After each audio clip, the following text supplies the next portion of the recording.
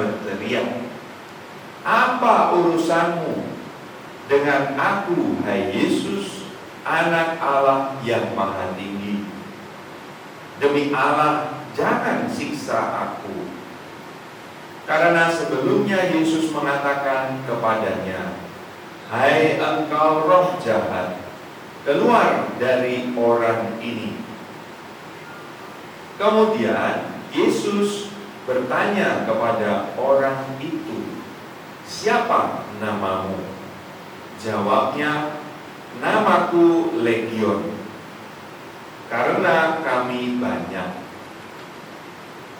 Ia memohon dengan sangat supaya Yesus jangan mengusir roh-roh itu keluar dari daerah itu.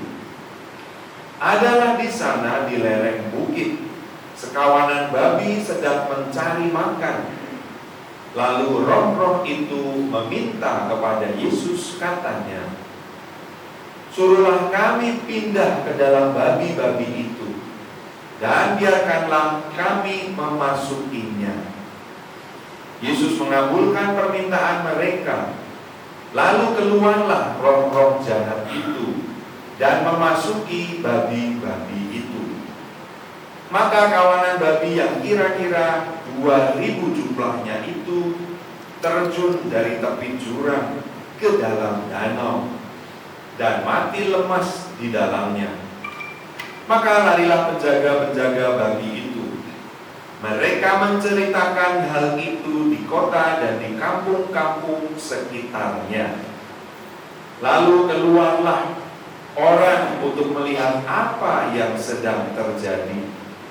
Mereka datang kepada Yesus dan melihat orang yang kerasukan itu duduk. Orang yang tadinya kerasukan legion itu kini berpakaian dan sudah waras. Maka takutlah mereka. Orang-orang yang telah melihat sendiri hal itu menceritakan apa yang telah terjadi atas orang yang kerasukan setan itu dan tentang babi-babi itu.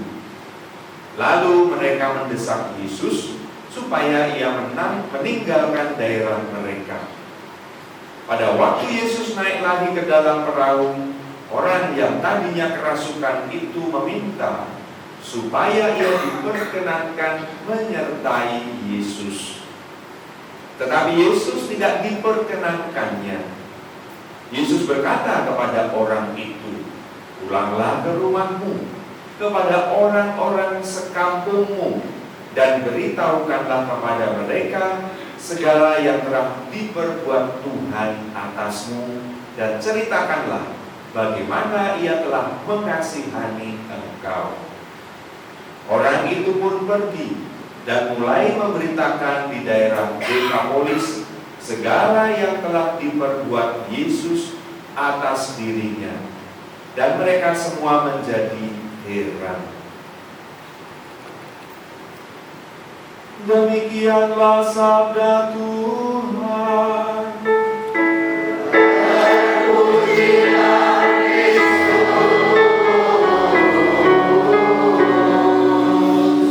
Silakan duduk.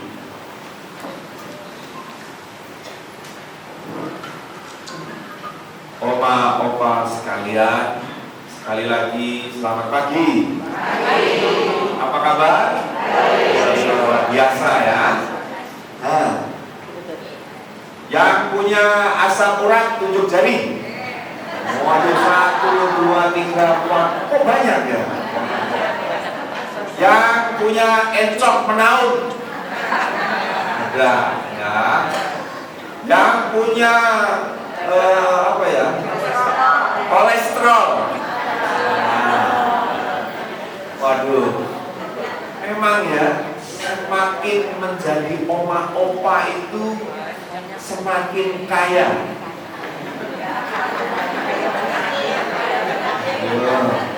Semakin kaya. Ada yang lutut kirinya bermasalah, ada yang pinggangnya bermasalah, ada yang kolesterol, asam urat, ada yang macam-macam. Saya sendiri juga ada kayak ini. Kalau duduk terlalu lama itu punggungnya itu kayak ada orang yang keluar gitu loh. Aduh, jangan duduk lama-lama. Jadi kita masing-masing memiliki kekayaan sendiri. Oma-oma jengkel nggak dengan kekayaan jenis seperti itu? Ya, jengkel ya. Tuhan, kenapa dikasih asam urat sih? Jadi nggak bisa makan emping. Jadi nggak bisa makan apa ya kalau asam urat? Pasti ini kebanyakan daun pepaya sama kangkung. Iya kan? Lalu oma opa semua punya gadget ya? Ada. Kalau sudah tangannya gendek itu, kalau nutul itu kan lewat-lewat. Kadang-kadang ada oma yang jengkel, HP-nya dibanting, nomornya kurang besar. Cucunya membelikan HP yang besarnya tidak hanya segini tapi segini, biar nutulnya gampang. Jadi masa senja, masa tua itu penuh dengan ya lucu-lucu, menggelikan gitu ya. Ya harus diterima oma-oma. Ada yang sudah pakai tongkat 4, ada juga yang tongkatnya 3, ada yang tongkat 1, ada yang nanti terbang, nggak pakai tongkat. Masa senja boleh dikatakan masa tua, oma-opa itu tetap menjadi berkah, ya kan? Tetap menjadi anugerah, tetap menjadi cara bagaimana Tuhan itu menunjukkan kebesarannya. Bukan? Kalau orang-orang di luar itu sudah oma-opa, udah mencucu. Kalau di sini oma-opanya itu ceria-ceria, cantik-cantik, semakin tua semakin cantik. Rahasianya apa sih? Yang belakang Romo itu pasti katarak ya Romo ya. Rabun dekat dan rabun jauh. Tapi benar, karena ada satu jenis kecantikan yang tidak dideterminasi atau dipengaruhi oleh apa namanya, dempul. Dempul. Oma-oma dempulnya pakai apa? Ya kan? Ikut yang Korea itu, ya kan? Di sini ada yang suka nonton drama Korea, atau drama-drama di telenovela itu kan? Ada yang oma-opa yang bermimpi, gitu kan? Tuhan, kalau bisa saya mau itu 30 tahun lagi lebih muda. Suatu ketika di Sunter ada seorang oma yang ingin kembali seperti 35 tahun yang lalu. Kalau umurnya 60 berarti dia harus menjadi 25. Lalu dia masuklah ke rumah sakit Yarsi untuk operasi plastik. Pokoknya engine-nya diperbarui, spare part-nya diganti, ya kan? Lalu dari Sunter ke sana ke rumah sakit, operasi dengan dokter yang paling hebat, ya kan? Lalu cantik sekali dia, seperti artis Korea di dalam drama-drama Korea itu. Pulang naik Grab car, turun di Sunter, mau nyebrang ke rumahnya, ketabrak bajai, mati. Baru mau, lalu kemudian sadar sudah di depan Santo Petrus. Aku di mana ini? Santo Petrus. Kamu siapa? Saya itu Yanti. Tapi yang itu umurnya 60 tahun. Iya, Santo Petrus, saya kan sudah retouch, operasi plastik, spare part saya bikin semua grace baru. Wah, tapi menurut sistem di surga ini nggak terima, nggak masuk. Ini kalau Yanti itu harusnya 60 tahun, tapi kamu kok ini casingnya 25 tahun.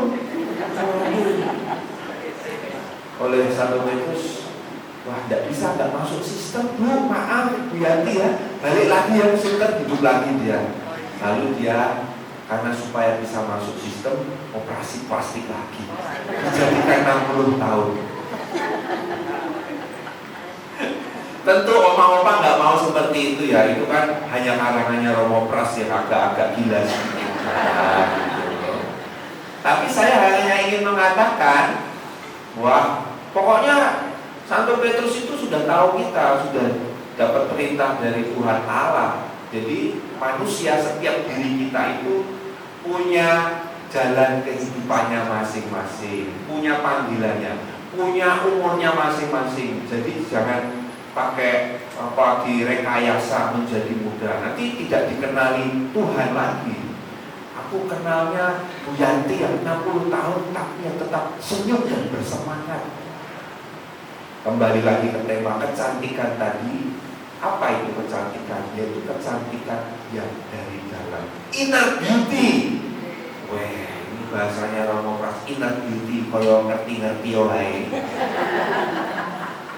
Tapi benar, inner beauty bukan cantik karena dirias ala Korea ya, tapi karena seperti oma-oma ini, ya kan? Prinsipnya S3, ya kan? Kalau ketemu senyum, wah, kalau orang senyum itu mengalahkan semuanya, mengubah suasana, itu resepnya. Jadi jangan senyum-senyum sendiri. Suami ini gak ada temannya, senyum-senyum sendiri. Tak pikir memang ramah, ternyata gila. Gak, tapi benar, senyum. Sekalipun itu sendirian, senyumlah. Dia cari cermin supaya, wah, saya biarpun sudah 70 tapi senyumnya tidak kalah dengan yang 25. Harus menyemangati diri, senyum. Itu kunci untuk membangun tadi inner beauty, cantik yang keluar dari dalam. Oma-oma walaupun sudah ya, ada yang 80 ke atas, 70 ke atas, sudah kelas berat semua ya, tapi tetap cantik. Inner beauty-nya keluar. Karena apa? Jangan lupa itu senyum. Senyumlah sebanyak-banyaknya. Karena kata Romo Pras, setiap senyum itu mengencangkan otot-otot di dalam wajah. Tapi kalau jam 6 pagi sampai jam 12 malam senyum terus ya capek ya. Maksudnya ya hati yang gembira seperti lagu tadi, itu obat yang mujarab. Jadi senyum. Itu S yang pertama. S yang kedua apa? Oma-oma mau ada usul? S kedua, supaya tetap cantik, senyum dan sapa.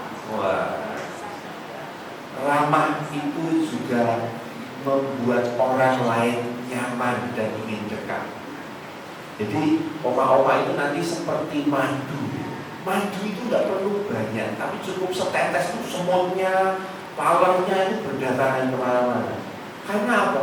Karena wah, pribadi ini selain senyum terus juga ramah ya, rajin menjamah. Sembarang ditebek. Orang Jawa bilang.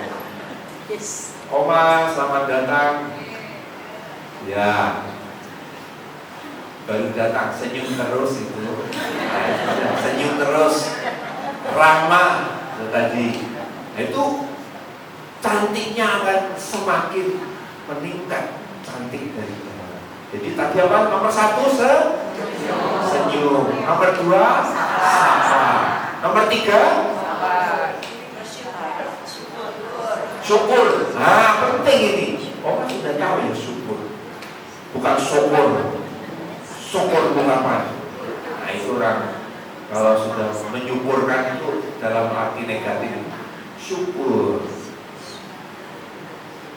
Orang muda sekalipun baru berumur 25 tahun atau 30 tahun, kadang-kadang dia itu bermutu, Bapak Ibu, bermuka tua.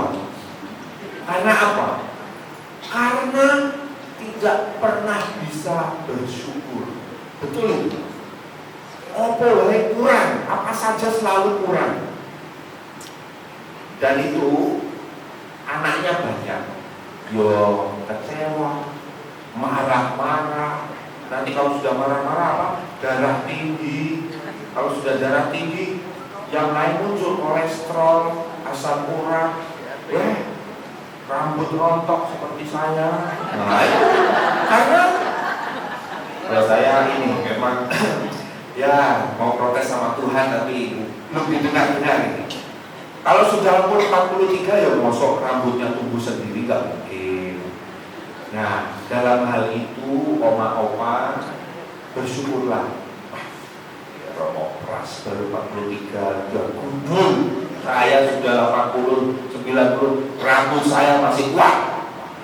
Ya oma, bagi dong rambutnya. Nah, bersyukur. Syukur. Karena apa? Itu tadi. Orang itu tidak pernah bisa melihat kebaikan Tuhan dan sesama. Tidak pernah menerima dan memahami memahami, mengerti. Orang lain itu kan tidak sempurna. Kita semua manusia tidak sempurna. Memahamilah, bersabarlah. Sehingga apapun kekurangan orang lain kita bisa menerima, memaklumi gitu ya. Nah, itu adalah syukur. Jadi buah-buah orang yang bisa bersyukur itu luar biasa. Itu memiliki hati yang penuh dengan kesabaran, seperti hati Tuhan Yesus, hati yang lemah lembut dan penuh kesabaran. Jadi memang benar. Kalau saya mengatakan oma-opa itu benar-benar sudah S3, itu karena itu tadi.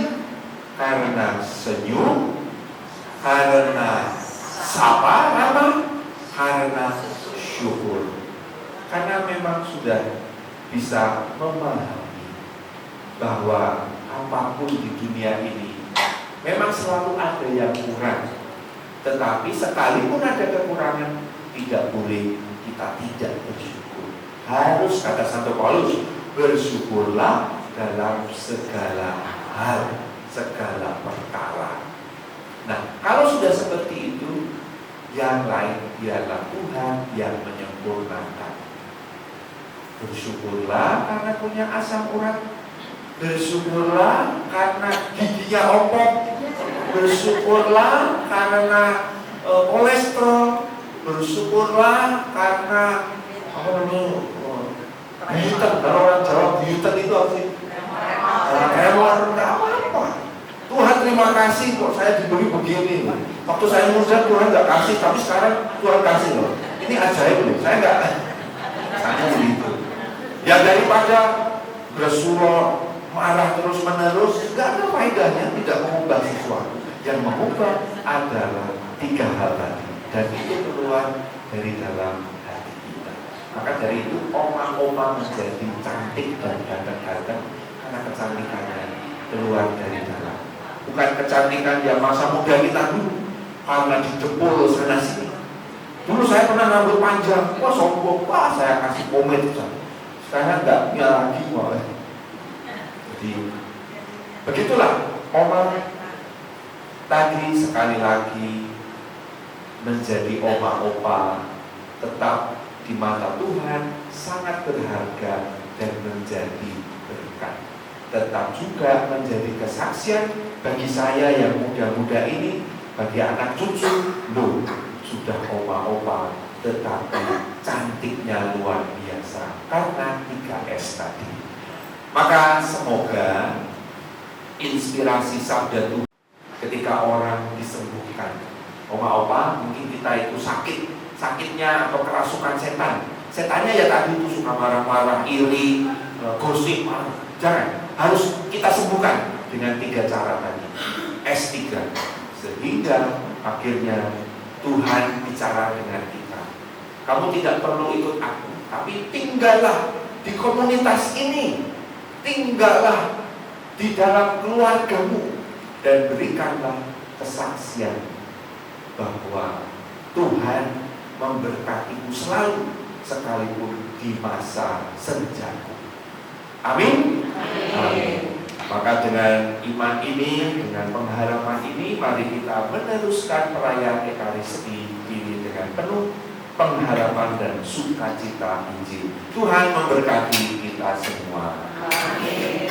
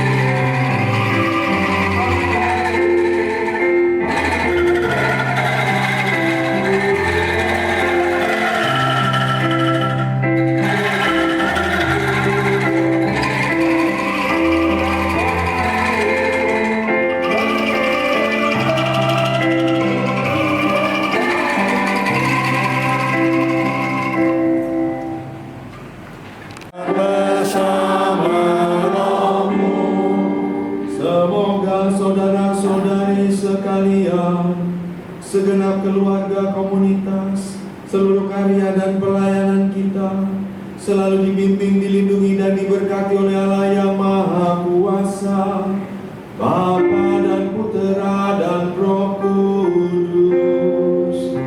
Amin. Saudara-saudariku sekalian, misa kita pada pagi hari ini telah selesai. Pergilah dalam damai sambil memuliakan Tuhan dengan hidupmu. Syukur kepada Allah.